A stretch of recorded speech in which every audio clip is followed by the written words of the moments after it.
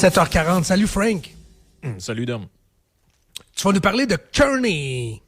Oui, Mr. Cherney. Monsieur Cherney, moi, j'ai trouvé sa prise de position sur l'Iran, je pense. Oui, ça va.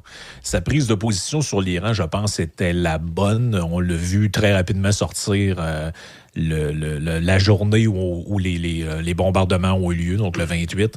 Et il a fait sa sortie en disant, bon, l'Iran, c'est le régime qui déstabilise le Moyen-Orient. Ils mettent la merde là depuis toujours, en fait, là, avec nos alliés. Puis bon, il fait sa prise de position que j'ai trouvé quand même assez... Il n'y a rien d'éclatant là-dedans. C'est du Kearney, mais je pense que c'était celle à prendre de la part d'un leader, d'un premier ministre canadien. Là, pas vraiment grand-chose d'autre que tu peux dire. Puis dans son communiqué, il a argumenté en disant... Voici pourquoi il faut prendre pour les Américains, parce que nous, notre propre gouvernement, depuis l'an passé, on a déjà identifié la garde révolutionnaire comme étant un groupe terroriste, exact, avec tel autre groupe également. Donc lui, il y avait une obligation de cohérence, là. Ben oui, il y a une obligation de cohérence. Mais plusieurs personnes vont faire remarquer d'ailleurs qu'il mentionne pas ben Israël dans sa lettre. En fait, il dit une phrase vers la fin, mais c'est assez tranquille. Pourquoi il fait ça? À mon avis, pour pas s'aliéner une bonne partie de supporters qui sont plutôt très hostiles à l'État d'Israël, on va dire ça de même. On se rappelle des manifs dans les rues. Sauf que là, moi, quand j'ai vu cette lettre-là passer, donc je me suis dit, hey boy... Ça, je pense que c'est la bonne position qu'il a pris.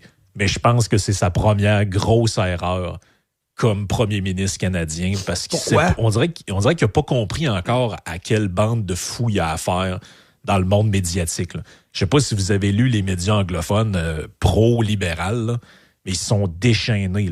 Il y en a un qui écrit dans le Toronto Star. Le Canada a autrefois rejeté la politique agressive des États-Unis. Aujourd'hui, Mark Carney l'embrasse. Un autre article, Donald Trump et Benjamin Netanyahu mettent le monde en danger avec l'Iran. Pourquoi Mark Carney les supporte? C'est une position de la presse, là. Un autre article ici dans le Toronto Star encore. Mark Carney supporte les attaques sur l'Iran, mais qu'il ne s'attende pas à ce que les Canadiens partagent ses vues. Et finalement, dans le Globe and Mail, Donald Trump isn't the president of peace. He's the most dangerous man on the planet. Donc, Donald Trump n'est pas le président de la paix. Il est l'homme le plus dangereux sur Terre, écrit Deborah Thompson dans le Globe and Mail. Donc là, on pourra dire que Mark a des couilles d'aller contre le petit commentariat, ce que François Legault avait bien de la misère à faire. Parce que la une, il y a un fait étonnant quand même, je vais en faire une parenthèse, je l'ai mentionné précédemment. Le National Post ce matin passe complètement à côté de l'Iran en passant. Là. La version imprimée, celle que vous avez sur Press Display, oui, le journal d'aujourd'hui. Il n'y a aucune mention de ce qui se passe en Iran. C'est capoté. C'est le seul journal canadien qui n'en fait pas mention. Le site web, oui, mais pas le journal. Mais la une du National Post, c'est sur le début des négociations et les enjeux entre les États-Unis et le Canada. Mais Carney, lui, son obsession, en fait, sa priorité, devrais-je dire, unique, il y en a une priorité. Tu demandes à Marc, ta liste d'épicerie, c'est quoi? C'est la négociation avec les États-Unis. Donc, exact. La pire affaire à faire, c'est de piler sur l'orteil droit ou gauche, le gros orteil à Donald. La pire affaire, c'est ça. Donc, lui, il faut qu'il protège ses négociateurs. Oh, absolument. Lui, il va aller chercher le meilleur deal possible. Il n'y avait pas le choix. Donc, au yard, les chroniqueurs, c'est ce qu'il dit.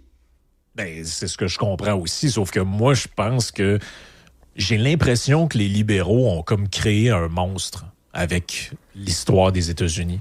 Tu sais, ça a bien fait pour battre Poilievre. On a scrappé son avance. On est revenu de l'arrière avec Elbows Up, le discours anti-américain. Puis même jusqu'à un certain point, on laisse planer l'idée qu'on est sur le bord de se faire envahir. Là.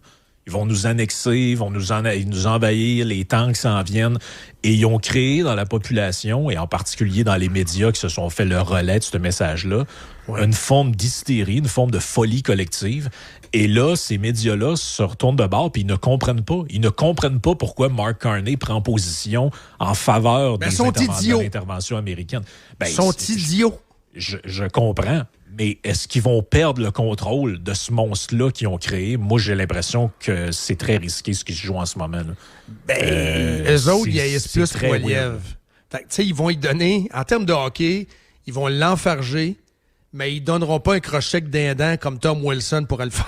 Tu comprends? Non, parce c'est que sûr. s'il magane trop, Poiliev s'en vient. Ben, eux autres, Poiliev, Poiliev Trump, puis l'autre Giovanni, t'allais le rencontrer dans le bureau ovale, puis c'était un malade. Tu comprends? Ils maganent. Ils vont y faire un croc en jambe, mais ils donneront pas de commotion cérébrale. Tu me suis?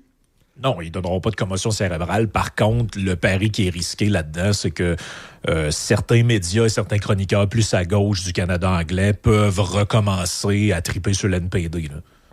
Ça, c'est loin d'être impossible. Ce serait une bonne nouvelle pour les conservateurs? Ça serait en fait, c'est la meilleure des scénarios pour les conservateurs, c'est lui. Là. C'est le problème du Canada, c'est que la gauche s'est effondrée puis c'est rallié au parti de gouvernement qui est le Parti libéral. C'est ça. Mais tu sais, dans un des éditos qui était publié dans le Toronto Star, où le gars il parle de l'opinion publique des Canadiens. Là.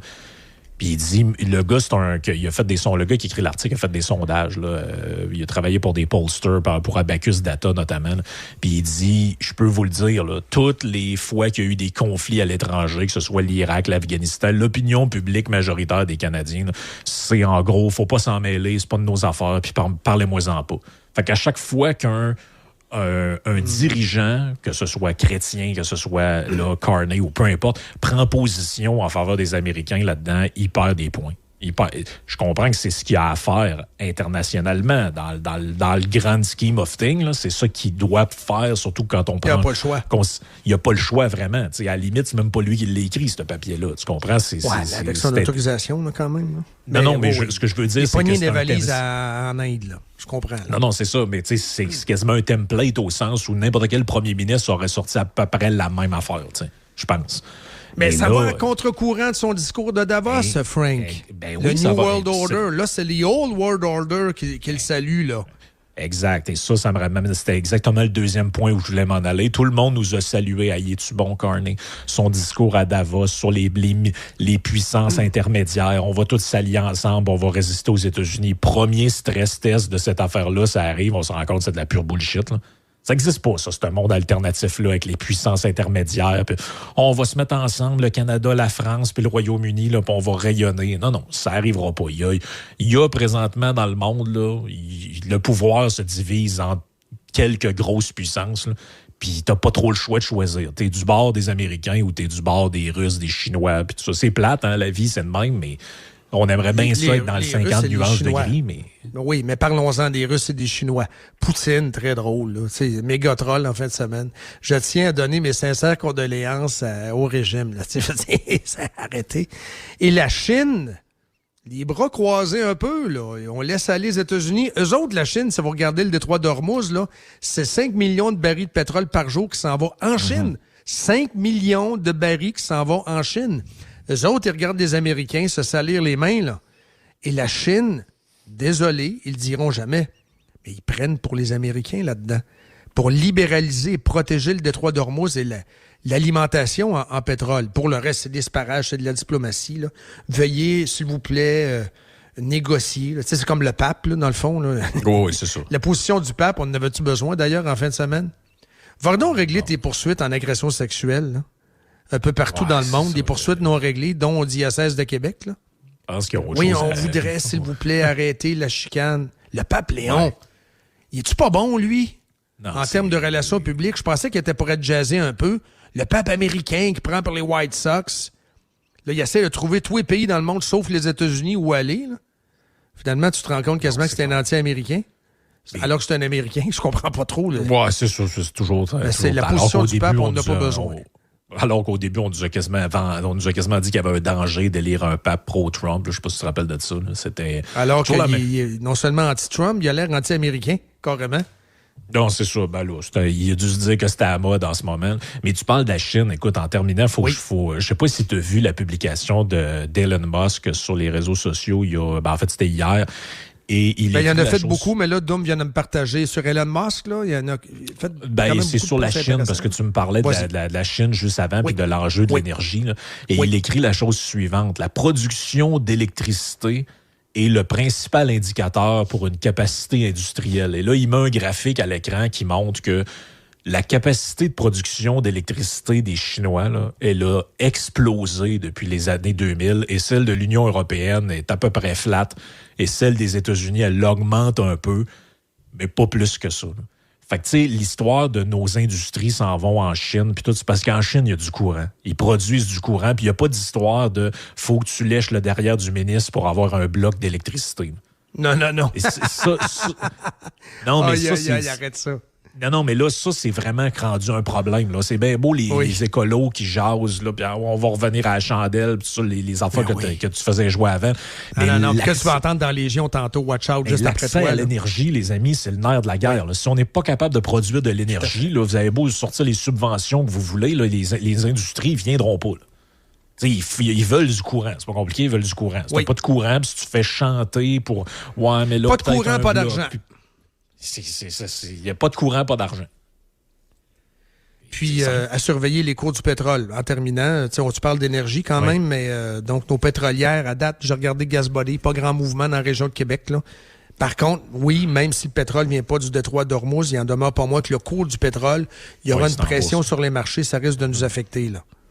Non, ça, c'est sûr et certain. En fait, les marchés, ils ont pas l'air d'avoir pricé encore jusqu'à quand ce truc-là peut durer. Est-ce qu'on est comme dans la dernière fois avec l'opération Rising Lion, c'est-à-dire un truc qui va avoir lieu sur une semaine avec peut-être un peu de représailles, ou si on s'enligne vers un embrasement du conflit avec 3-4 pays, 10 pays d'impliqués là-dedans, là, on parle d'autre chose. On a tué le barbu, là. Ben, d'ailleurs, je sais pas si tu as vu, mais celui qui l'a remplacé, il est mort une couple d'heures après. Ouais, mais il y en a un autre qui remplace l'autre. Ça, c'était comme dans la guerre des motards, là. Ouais, Ayatollah Arafi. Il a été, c'est ce que le Al Jazeera rapporte. Ayatollah Arafi, donc, reportedly been killed in an airstrike just hours after taking the vote. C'est du monde qui se promène avec un chandail avec une cible dans le dos, là. C'est sûr. Ça, c'est comme le boss du Hamas qui a remplacé le boss du Hamas, qui a remplacé le boss du Hamas. Les gars, ils le savent pas, mais il y a une cible dans le dos, là. Quand ils vont prendre un expresso au Qatar, là. Non, c'est pas. Si c'est toi qui es le prochain sur la liste pour être le leader, d'après moi, c'est reste pas à la maison. Pour toi. C'est ça, reste à la maison, puis regarde pas en l'air quand tu sors dehors. Dans une dizaine de minutes, Pete accepte point de presse très important. C'est le premier point de presse en direct de l'administration Trump à surveiller. Salut, mon Frank. Merci encore. Salut, bye.